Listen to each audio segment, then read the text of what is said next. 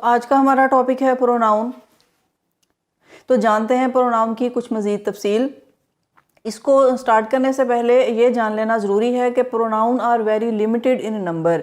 There are a few pronoun in number, they are used at the place of countless nouns. के countless nouns की बजाय इस्तेमाल किए जाने वाले ये चंद अल्फाज जिन्हें हम प्रोनाउन कहते हैं वो किस तरह से इस्तेमाल किए जाते हैं, इनका यूज़ क्या है और उनकी क्या काइंड्स हैं, आइए देखते हैं। तो आज हम देखेंगे personal pronoun and specially the nominative case of personal pronoun. तो इसके नॉमिनेटिव केस में सबसे पहले हम देखेंगे आई एंड वी। आई मैं एंड वी हम। अगर हम खुद को as a singular person represent करते हैं और बात करते हैं तो हम खुद को आई कहते हैं। We are in a form of a group and group as a whole. एक कलेक्टिवली एक ग्रुप की फॉर्म में अगर हम खुद को तो फिर हम प्लूरल फॉर्म में वी कहेंगे, यानी कि I and we, I singular form and we plural form. ये सबसे पहले पर्सनल प्रोनाउन जिसको कि फर्स्ट पर्सन कहा जाता है। अब कंफ्यूजन और इज ऑलवेज देयर के what is the first person, what is second person and third person. इसका ये मतलब नहीं है कि ये पहला आदमी, ये दूसरा और ये तीसरा, बल्कि फर्स्ट पर्सन का मतलब ये है who is talking, who is active, who generates the communication. बात करने वाला, बात को जनरेट करने वाला फर्स्ट पर्सन कहा जाता है जो खुद बात करता है। अब उसमें या मैं यानी कि एक सिंगुलर पर्सन हो सकता है या फिर कलेक्टिवली एक ग्रुप की तरफ से अगर हम खुद को रिप्रेजेंट करते हैं तो हम वही कह सकते हैं। जैसे कोई कमेटी, कोई काउंसिल, कोई क्लास, कोई फैमिली, कुछ फ्रेंड्स या कोई community, they can represent themselves as a whole and they can use we. तो इसके बाद second person you. The person to whom we communicate directly, वो पर्सन जिससे हम बराह रास्त मुखातिब हैं, जो हमारे सामने है एट द मोमेंट, जो प्रेजेंट है, that person is called you. But you is here in eight the place of second person. Second person की जगह पे सिर्फ और सिर्फ एक ही लफ्ज है, एक ही प्रोनाउन है और वो प्रोनाउन है यू। सिंगुलर के लिए भी यू यूज किया जाएगा, प्लूरल है तो भी यू कहा जाएगा, फेमिनाइन के लिए भी यू कहा जाएगा, मस्कुलाइन के लिए भी यू कहा जाएगा। कोई सीनियर है, कोई जूनियर है, कोई छोटा है, बड़ा है, कोई किंग है, कोई बेगर है, whatever. Second person is you, then there is he, she, it and they. These pronouns are called third person. Third person वो पर्सन हैं जो कि they are not present at the moment, they are not present in front of us, जो कि डायरेक्टली हमारे सामने नहीं है, but we are talking about them. सामने हो सकता है बट हम डायरेक्टली उससे कम्युनिकेट नहीं करते। अगर वो पर्सन मस्कुलाइन होगा तो उसको ही कहेंगे, मस्कुलाइन सिंगुलर। अब यहाँ पे इस चीज़ का ख्याल रखा जाएगा कि singular masculine he, singular feminine she. अब वो कोई भी हो, जो फीमेल है female singular she, and it for neuter gender. It neuter gender के लिए यूज किया जाएगा, न्यूटर सिंगुलर का इट यूज किया जाएगा, it pronoun for third person. इसको इम्पर्सनल भी कह सकते हैं लेकिन ये पर्सनल प्रोनाउन में ही काउंट किया जाता है। And they is the plural pronoun for third person, plural for any gender and plural for neuter gender। masculine या feminine हो या फिर वो neuter gender भी हो, if it is in plural form they use किया जाता है। they pronoun is used for plural nouns। ये नाम को nominate करते हैं तो इन्हें nominative pronoun या nominative case कहा जाता है पर्सनल प्रोनाउंस का। पर्सनल प्रोनाउन नॉमिनेटिव केस के कुछ सेंटेंसेस देखते हैं, आइए देखें। I read in class 5। मैं 5 क्लास में पढ़ता हूँ तो I personal pronoun is used for myself. We are going for a picnic. अब हम अपने लिए, यानी कि अगर कोई ट्रिप हो सकता है, फैमिली मेम्बर्स या कुछ फ्रेंड्स, तो वी प्रोनाउन का यूज़ किया गया है, we are going for a picnic. You are a good player, you pronoun is used directly. ये मैं आगे आपको बताती हूँ कि इनमें क्या डिफरेंस है। Ahmed is my friend, he likes painting. Ahmed मेरा दोस्त है और वो पेंटिंग्स पसंद करता है। Now we can see that he pronoun is used for Ahmad. अब यहाँ हमें पता चलता है कि he किसके लिए यूज़ किया गया है, he अहमद के लिए यूज़ किया गया है। नाउन अहमद को प्रेजेंट करता है। या तो जिस नाउन के लिए प्रोनाउन इस्तेमाल किया जाए वो नाउन एंटीसीडेंट कहलाता है, उसे हम कहते हैं एंटीसीडेंट। एंटीसीडेंट यानी कि अहमद एंटीसीडेंट है और ही प्रोनाउन यूज़ किया गया है। इसका यही मतलब है कि ये ही, शी और दे, ये प्रोनाउन ये क्लियर करते हैं इस बात को कि ये किस नाउन की बजाय इस्तेमाल किए गए हैं। बट यहाँ पे आप नोटिस कीजिए कि आई, वी, यू यानी कि first person and second person they do not need antecedent, ये एंटीसीडेंट के विदाउट इस्तेमाल किए जाते हैं। यानी कि आई को खुद जो माई सेल्फ अपने लिए जब आई प्रोनाउन यूज़ किया जाए तो इसे एंटीसीडेंट की ज़रूरत नहीं होती, ये विदाउट एंटीसीडेंट यूज़ किया जा सकता है।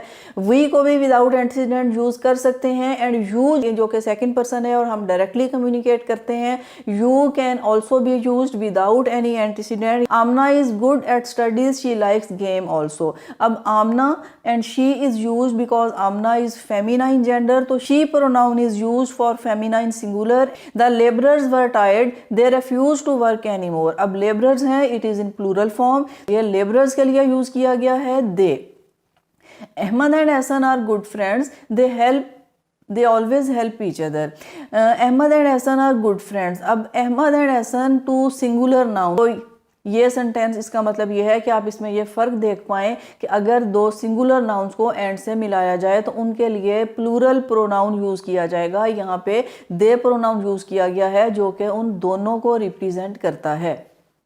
दे के बाद अब बारी आती है इट की। इट के इस्तेमाल क्योंकि कुछ ज़्यादा है, इसे सेंटेंसेस की हेल्प से कुछ तफसील जानने की कोशिश करते हैं। Here is your parcel, take it away.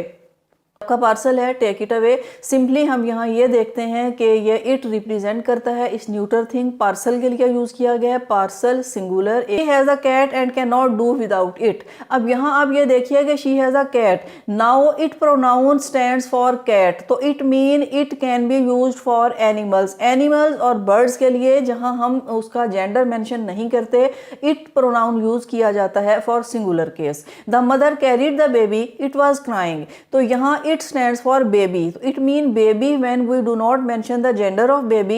It can be used for babies. Babies, and it is a difficult question. It stands for the question, but it is also working as a provisional subject. अब subject क्या है इसकी detail हम आगे पढ़ेंगे, लेकिन चूंकि ये it के uses में है इसलिए यहाँ इस सेंटेंस की हेल्प से आपको बताया गया है। It is easy to find fault, तो ये भी एक सब्जेक्ट के तौर पे काम करता है कि it is easy to find fault. अब ये यहाँ किसी नाउन को मेंशन नहीं करता, एक जनरल सेंस में यूज़ किया गया है और इट को एज अ सब्जेक्ट यूज़ किया गया है। It was you who started the quail. अब इस इट का इस्तेमाल किया गया है अपनी बात में जोर देने के लिए। इट मीन के it is use to emphasize. अगर ये सेंटेंस में ये होता कि यू स्टार्टेड द क्वेल, कि आपने इस झगड़े को शुरू किया, तो it was a simple sentence. But जब ये सेंटेंस इस फॉर्म में लिखा गया कि इट वाज यू, ये आप ही थे जिसने यू स्टार्टेड द क्वारल, जिसने ये लड़ाई झगड़ा शुरू किया, को स्पेसिफाई किया गया, पॉइंट आउट किया गया कि इट वाज यू, तो ये है जोर देने के लिए। The purpose is to emphasize on you, आपके एम्फेसाइज किया जा रहा है और इट को as a provisional subject use किया जा रहा है। It is certain that he will come on time. अब ये भी कहा जा सकता है कि he will come on time, but it is certain, ये यकीनी बात है कि वो टाइम पे ही आएंगे। It is raining. अब इट इज़ रेनिंग, इट का इस्तेमाल किया जाता है मौसम के लिए। अब इट इज़ रेनिंग का इनफैक्ट इसका मीनिंग क्या है, आप देखें। इट इज़ रेनिंग का in fact it represented that rain is raining. अब in fact it stands for rain, it stand करता है रेन के लिए, बट ये एज अ सब्जेक्ट यूज़ किया जा रहा है कि इट इज़ रेनिंग। और इसी तरह जैसे कि हम कहते हैं कि it is fine, it is 10 o'clock, तो it mean it is used for weather, it is used for time, it is used for seasons, it is hot, it is summer, it is autumn, it is 10 o'clock. The last thing we should know about the use of personal pronoun, this is the sequence of using this personal pronoun. What is the sequence? Let's see. I and you are always punctual. And in second sentence, you and he must work together. In first sentence, there are two pronouns, I and you. And do remember that whenever we are going to use I and you mean first person and second person, we should keep first person before the second person. इसका मतलब ये है कि हम आई को you से पहले लिखेंगे, I and you, not you and I. While we are going to use second person and third person, according to the rule second person should be at first, के सेकेंड पर्सन को हम third person से पहले लिखेंगे। यहाँ you and he लिखा जाएगा, not he and you. I, he and you were negligent of our duties, and you, he and I never tell a lie. You can notice that in both these sentences three pronouns are used. The pronouns are the same but sequence is different. You can see that he is in the middle in both these sentences. और notice कीजिए there is the difference in the meaning of these sentences. First sentence में जो काम है it is not appreciable, ये कोई काबिल तारीफ बात नहीं है कि we're negligent of our duties, यानी कि जो ऐसा काम होगा जो कि that is not going to be appreciated, जहाँ हमें कोई तारीफ नहीं मिलने वाली, तो वहाँ हम किसको पहले रखेंगे? आई, खुद को। He and I never tell a lie. अब ये एक अच्छा काम है, the action is going to be appreciated and here you will be kept at first and then I will be kept at last and he will remain in the middle. कि अच्छे काम में आई बाद में और बुरे काम में आई को पहले रखा जाएगा। ही यानी कि third person, it will remain in the middle, ये मिडल में रहेगा और सेकंड पर्सन और फर्स्ट पर्सन की पोजीशन इस रूल के अकॉर्डिंग चेंज की जाएगी। तो ये था पर्सनल प्रोनाउन के यूज का sequence. After the nominative case there is possessive case of this pronouns. तो here we can see on screen that me and mine, this is a possessive case of I. Our and ours, these two words are the possessive case of we. Your and yours, possessive case of you. His, possessive case of he. Her and hers, possessive case of she. Their and theirs, possessive case for they. And its is the possessive case of it. Okay, what is the meaning of possessive case? Possessive से आप जैसा कि ये word से आप समझ सकते हैं, possessive mean to possess something, रखना, ओन करना, ओनरशिप में होना, बिलोंग करना। कि जब कोई चीज़ हमारे से बिलोंग करती है, हमारी पोजेशन में है, हमारी, then the possessive case of these pronouns are used. और कुछ सिंपल सेंटेंसेस की हेल्प से इन्हीं पोजेसिव केस के इस्तेमाल को देखते हैं। This is my book and this book is mine. Sentence and meaning is the same but structure is different. And why these two sentences are shown here? Because to understand the possessive case of first person I का जो possessive case my और mine, ये देखिए कि यहाँ ये possessive case use किया जाएगा इस sentence में कि this is my book या फिर this book is mine या ये book मेरी है।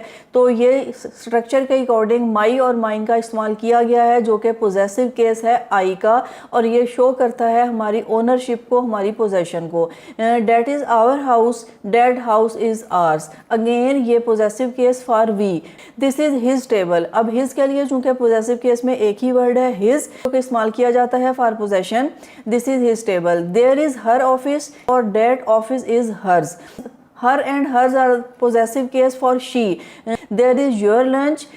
That idea of yours was excellent. Your and yours, possessive case for you, and according to the structure, your and yours are used in these sentences to show the possession कि ये आपका lunch है और आपका idea बेहतरीन था, excellent था, तो ये belong, आइडिया belong करता है आपसे, तो यहाँ yours का इस्तेमाल किया गया है। Their business is going well. Their possessive case for they, उनका बिजनेस बहुत अच्छा जा रहा है, अब ये own करते हैं अपने बिजनेस को, and the business of theirs is going well. Again shows the possession theirs, their and their, these two words are possessive case for they. Okay, the last one its, possessive case for its के इस्तेमाल आज कुछ ज़्यादा हैं। देखिए the car needed its brakes repaired, तो ये its use किया जाता है for non living things.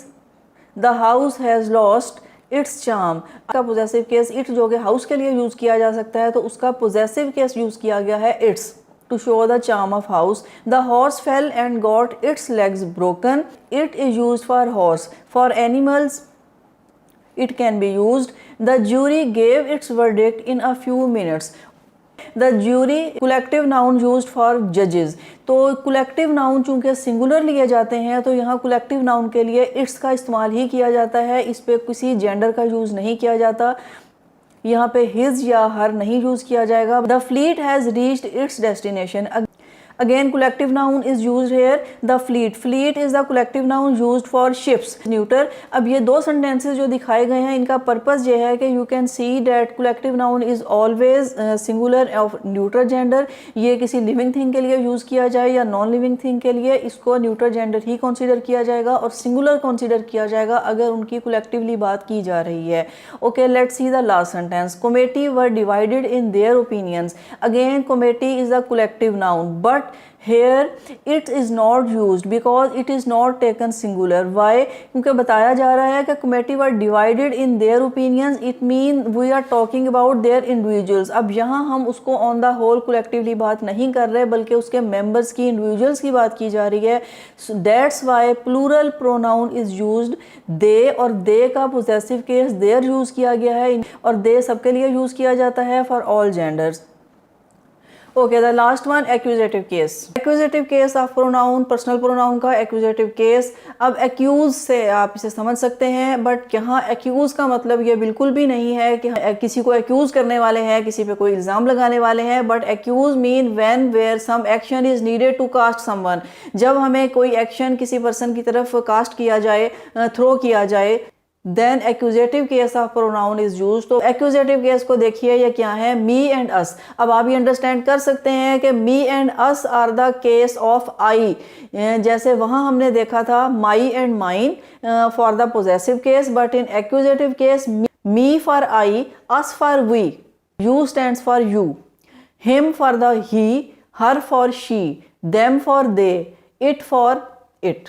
तो अंडरस्टैंड करते हैं इन्हें कुछ sentences. He looked me with surprise. अब ही लुक्ड मी, उसने मुझे देखा. अब उनका एक्शन थ्रो किया गया मुझ पे, तो यहाँ पे प्रोनाउन मी का इस्तेमाल किया गया है. मी क्या है? ये पोजेसिव केस है. पोजेसिव केस जो कि हमारा पर्सनल प्रोनाउन नॉमिनेटिव केस था, आई.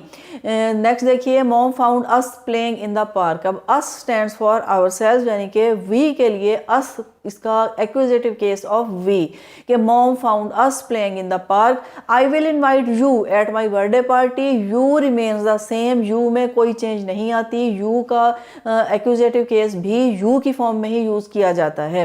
We called him again and again, कि हमने उसे बार बार कॉल किया. अब हिम स्टैंड्स फॉर ही. अब वी कॉल्ड हिम, अब ये एक्शन थ्रो किया गया, हमने उसे कॉल किया. वी भी प्रोनाउन है, लेकिन हमने यहाँ सिर्फ एक्विजिटिव फॉर्म को मेंशन अंडरलाइन किया है, इसलिए कि आप आसानी से इसको. I have warned her about the ill wind. I have warned her mean कि किसी सिंगुलर फेमिनाइन जेंडर को इन्फॉर्म किया गया है कि I have warned her. अब इसलिए प्रोनाउन हर का इस्तेमाल किया गया. Her is the accusative form of she. Considered it easy to move alone. She considers it easy. अब it ये है, क्या है कि वो इसे अच्छा समझती है, इसको ये आसान समझती है to move alone, इस बात को. अब ये as an action, as a feeling, इसके लिए प्रोनाउन इट यूज किया गया है. The authority assured safety to all of them. अब them accusative form for they. It. We have learned about personal pronouns and today we will learn about relative pronouns. What are these relative pronouns? There are some words: who, whose, whom, which, that, what. These 6 words are called relative pronouns, as relatives are very helpful in life and relative pronouns are helpful in our communication, in our speech. So first of all there is who. Who जिसे हम कहते हैं कौन. whose and whom. आप already हम personal pronoun में जैसा कि पोजेसिव और एक्यूजेटिव केस के बारे में पढ़ चुके हैं, तो यूँ ही समझ लीजिए कि whose and whom. whose is the genitive case for who, whom accusative case for who. Who is used for persons for both genders and for singular plural both. दोनों के लिए इस्तेमाल किया जाएगा who, लेकिन ये सिर्फ पर्सन के लिए होगा, किसी नॉन लिविंग थिंग या एनिमल्स के लिए यूज़ नहीं किया जाता. जबकि whose और whom यूज़ किए जा सकते हैं. whose नॉन लिविंग थिंग के लिए भी यूज़ किया जा सकता है, but whom mostly living things के लिए ही यूज़ किया जाएगा. The next is which. Which relative pronoun is used only for things. ये सिर्फ नॉन लिविंग के लिए ही इस्तेमाल किया जाता है, इसे लिविंग थिंग के लिए इस्तेमाल नहीं किया जाता. which. And this is also use for singular and plural both. Okay, what. what का इस्तेमाल कुछ रेस्ट्रिक्टेड है. What is used only for things and only for singulars के things. इसको नॉन लिविंग थिंग के केस में या और सिर्फ सिंगुलर के लिए ही इस्तेमाल किया जाता है what. And the last one there is that. that is used for living and non living both. याद रखें कि that दोनों में इस्तेमाल किया जाता है. तो आइए कुछ सेंटेंसेस से इनको मज़ीद समझते हैं. in first line there are 2 sentences. I met my sister, she had just returned. हम हु के इस्तेमाल को यहाँ समझने की कोशिश करते हैं कि किस तरह से ये 2 sentences को मिलाता. How can we join 2 sentences with the help of relative pronoun. In fact, relative pronouns are used to join clauses in the sentences. देखिए कि I met my sister who had just return. अब इसे relative pronoun क्यों कहा जाता है? यहाँ जो हु स्टैंड करता है किसके लिए? सिस्टर के लिए। Who refers to the sister, this who is called relative pronoun. ये रिलेट करता है उनसे, उनकी सिस्टर से। अब आप इस तरह से समझ सकते हैं कि इन्हें रिलेटिव प्रोनाउन क्यों कहा जाता है। जस्ट अनदर थिंग, एक और point, the purpose of writing this two sentences this, तो यहाँ ये टू सेंटेंसेस को ज्वाइन करने का पर्पज़ ये था कि आपको ये बताया जा सके कि यही relative pronoun they are also called conjunctive pronouns. यहाँ ये बात याद रखें कि यही the same words, the same pronoun जिन्हें हम रिलेटिव प्रोनाउंस के नाम से जानते हैं, इन्हें कंजंक्टिव प्रोनाउन भी कहा जाता है। I found the book that was lost yesterday. It is easy for us to understand that this that refers to the book. अब ये डेट किसके लिए इस्तेमाल किया गया है? डेट का इस्तेमाल किया गया है बुक के लिए। There are two clauses in this sentence. Clauses की डिटेल हम नेक्स्ट लेसन में पढ़ेंगे। यहाँ हम क्लॉजेज की डिटेल में नहीं जाएंगे, लेकिन ये यहाँ इतना समझना ज़रूरी है कि ये रिलेटिव प्रोनाउन हेल्प करते हैं एक सेंटेंस में क्लॉजेज को ज्वाइन करने में, और ये रेफर करते हैं एक नाउन को कि जिसका जिक्र किया जा रहा है। Is another sentence that is my chair. ये इसलिए यहाँ ये सेंटेंस आपको दिखाया गया है कि अगर आप यहाँ डेट को देखते हैं तो क्या आप ये समझ लेंगे this is also relative pronoun. In this case that is not relative pronoun. अब आप जहाँ कहीं भी डेट लिखा हुआ देखें तो ये मत समझें कि ये रिलेटिव प्रोनाउन का इस्तेमाल किया गया है। In this sentence that is not relative pronoun. यहाँ ये रिलेटिव प्रोनाउन नहीं है। ये रिलेटिव प्रोनाउन उस वक्त ही कहलाएगा जब ये रिलेटिव का रोल प्ले करेगा। Okay, look at the next sentence, the man who is honest is trusted, they never fail who think great. The use of who, ये सेंटेंसेस इसलिए लिखे गए हैं कि आप हु का यूज देखें। In these two sentences who is used for singular and plural both sentences. This is mister Smith whose writings are famous. The use of whose, look, अब ये जैसे कि पोजेसिव केस, मैंने आपको स्टार्ट में बताया कि पोजेसिव केस हु का पोजेसिव केस हुज यूज किया जाता है। अब हुज राइटिंग के हुज राइटिंग्स मीन के राइटिंग्स बिलोंग करती हैं मिस्टर स्मिथ से। किसकी राइटिंग्स? मिस्टर स्मिथ की writings. The possessive case for who, this is the question whose answer I could not found. Now you can see that whose is used for the question. के start में आपसे ये describe किया था कि who co सिर्फ person के लिए यूज़ किया जाएगा, जबकि हुज या होम ये यूज़ किए जा सकते हैं फॉर नॉन लिविंग थिंग्स। तो अब आप देख सकते हैं कि हुज का यूज़ नॉन लिविंग थिंग के लिए है, क्वेश्चन के लिए। This is the question whose answer I could not find. The use of whom, look at the use of whom. This is the boy whom all admired. Accusative case जो कि आप already पढ़ चुके हैं। The whom is the accusative case for who. अब ये boy की तरफ एक्शन को कास्ट किया गया है। This is the boy whom all admired. This is the letter should be delivered to whom it is addressed. ये भी एक्शन को कास्ट किया जा रहा है। The use of which, the car which I bought recently is 1 year old।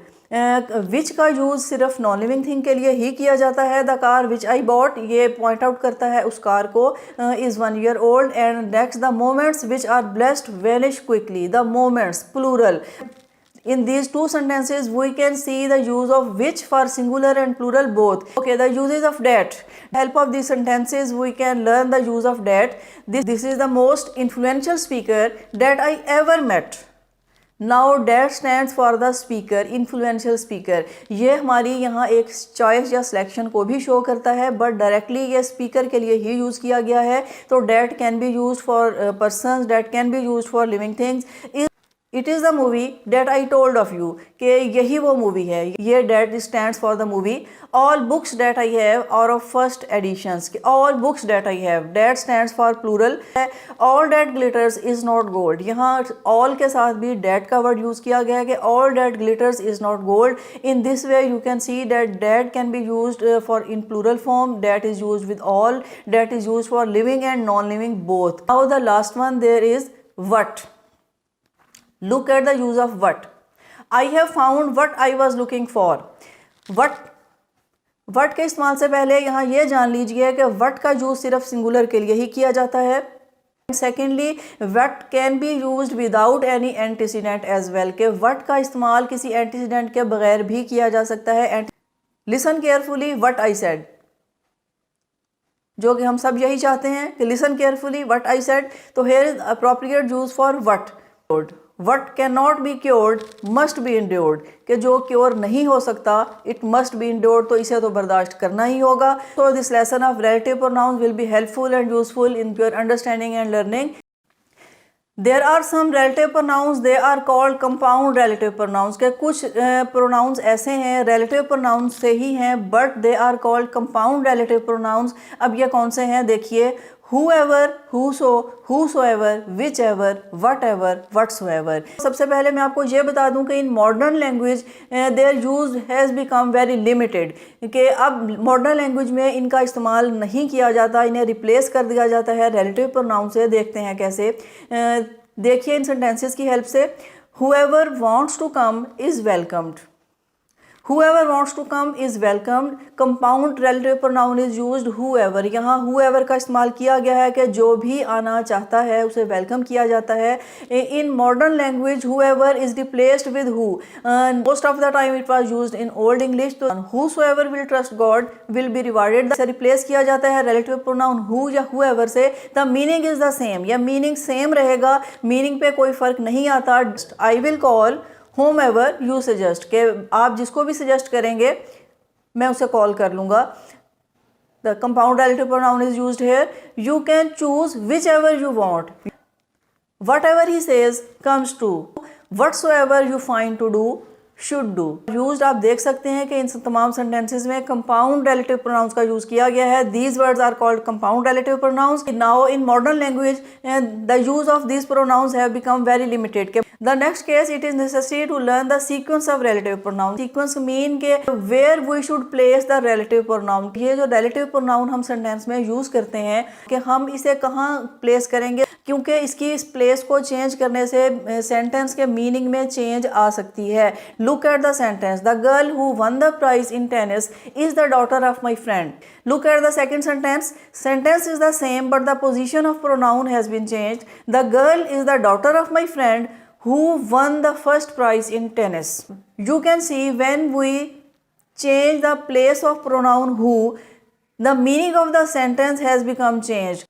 In the second sentence हमें idea इस तरह से हो रहा है कि the girl is the daughter of my friend who won the first prize in tennis, के ये प्राइज़ किसने लिया था, मेरी फ्रेंड ने जिसकी वो बेटी है। जबकि फर्स्ट सेंटेंस में हम देख रहे हैं the girl who won the prize in tennis is the daughter of my friend, के वो गर्ल जिसने प्राइज विन किया she is the daughter of my friend. In this way the sequence of relative pronoun can change the meaning of the sentence. Look at the next sentence. I with my family reside in a small village which consists of my parents and siblings. Personal pronoun विच का इस्तेमाल किया गया है कि मेरी family एक small village में which consist of my parents and siblings. And in the next sentence you can say I with my family which consists of my parents and siblings reside in a small village. It's necessary to keep in mind that we should use a relative pronoun at the right place of the sentence, के sentence में उसे सही place पे use करना ज़रूरी है, sequence का ख्याल रखना ज़रूरी है, अदरवाइज इसका मीनिंग इफेक्ट हो सकता है। तो this thing you should keep in mind.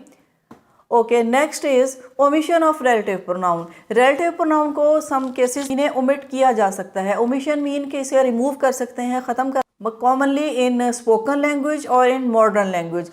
Spoken language में इनका यूज़ ओमिट किया जा सकता है। There is someone at the door who wants to see you, who can be omitted in this sentence. You अगर हम इसे ये कहें there is someone at the door wants to see you, in fact यहाँ हु स्टैंड करता है जिसे हम समझ सकते हैं। There are some people whom I want to avoid. In this sentence relative pronoun home can be omitted. The books that you gave me are very useful. In this sentence, relative pronoun that can be omitted. Look at, if we omit this sentence, the books you gave me are very helpful. The sentence is complete. The mangoes were sweet, which I bought yesterday. Here, relative pronoun which can be omitted in this sentence. The mangoes were sweet, I bought yesterday. The sentence complete without these relative pronouns and these. Okay. Interrogative pronoun. What are the interrogative pronoun? Some they are the same words as relative pronoun. ये भी वही word हैं जो कि relative pronoun है, जिनके बारे में हम पढ़ चुके हैं, सिर्फ इनका यूज डिफरेंस है। देखिए इन वर्ड्स को, what, which, who, whose, whom. The same words are also used as interrogative pronoun. In fact, they are used in the interrogative case. इस तरह से ये sentences देखिए। What is your favorite subject? Which jacket is yours, आपकी jacket कौन सी है। Who was there with you, आपके साथ कौन था। Whose bike is this, whom do you admire the most. You can see all these pronouns, these are the words are the same as we have learned in relative pronouns, but there the use is different, that they are classified not only on the basis of their meaning but on the basis of their function and role they perform।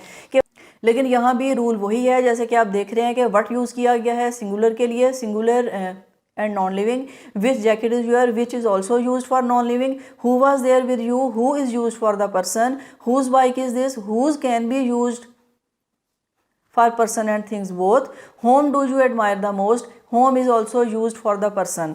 I hope you have enjoyed this lesson, see you in the next video।